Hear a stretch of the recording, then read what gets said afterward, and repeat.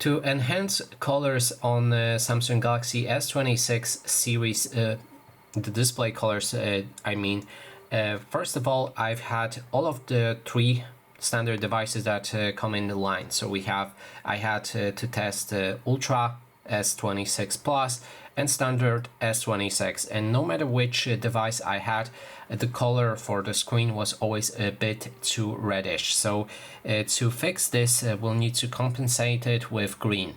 Let's open the settings on my phone right here and go into the display. If we scroll down, we'll be able to find the screen mode and adaptive color tone.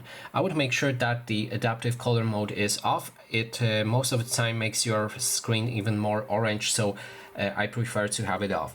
We can go into screen mode options, and then you can switch between neutral and vivid. I recommend to go for a vivid, keep white balance as a middle, and go to advanced settings, and here make sure that the green is all the way to the highest and then red is all the way to the left.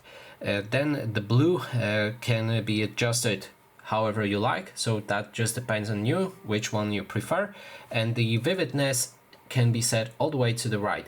That way we'll overcompensate for the reddish tone of the screen and our display will become much nicer to look at. And that is basically everything. Thanks so much for watching.